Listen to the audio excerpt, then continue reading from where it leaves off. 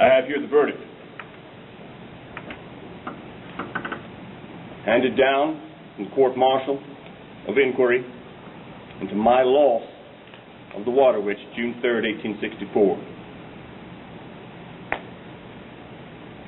2 years suspension from service, loss of pay, demotion in the ranks,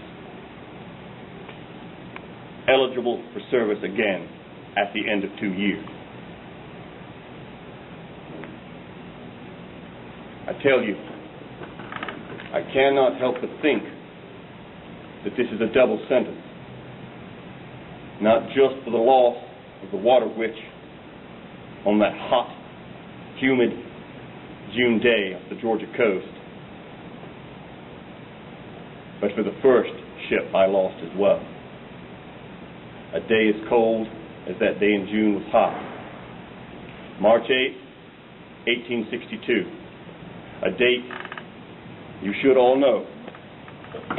That is the date that the former USS Merrimack from the Old Navy sallied forth, rechristened as the CSS Virginia, an iron behemoth the likes of which none of us had ever seen.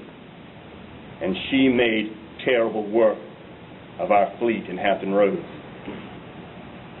Those of us on the Congress who beheld what she did to the Cumberlands, though we had never seen her like before, knew that there would be nothing we could do to stop her.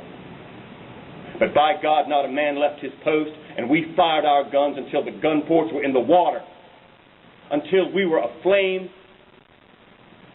and the blood ran down the deck.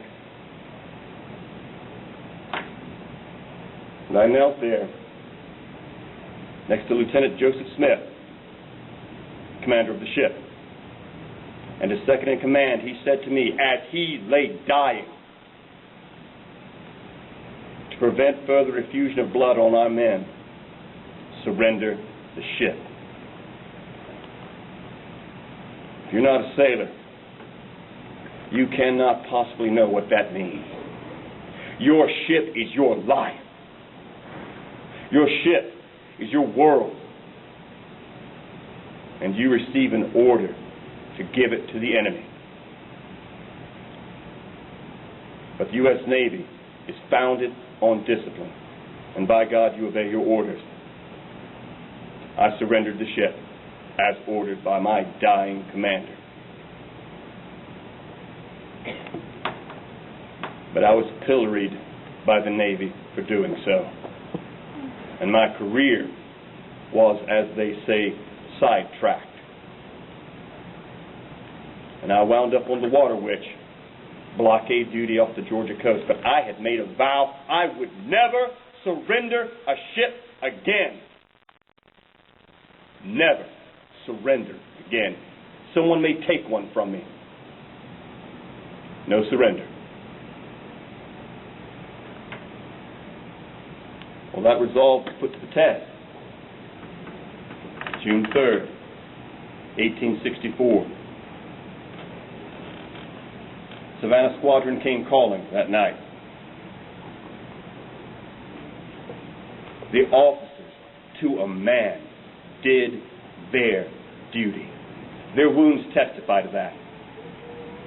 But the enlisted men, perhaps disgruntled because their enlistments were up, did virtually nothing, contributed nothing to the fight except cries of, "I surrender." Well, they may have surrendered, but the ship did not. I will give it to those rebel raiders. They took us in a fair fight, but we did not surrender the ship. No man holds his commission in the United States Navy at his own particular pleasure. He holds it at the pleasure of the United States Navy, and he abides the decisions of the Navy. Though I am not in agreement to the court-martial findings, I will obey. I will serve my 2 years, and I will hope to serve aboard ship again, and if God gives me the grace, I will end my life in the service of my country in the United States Navy.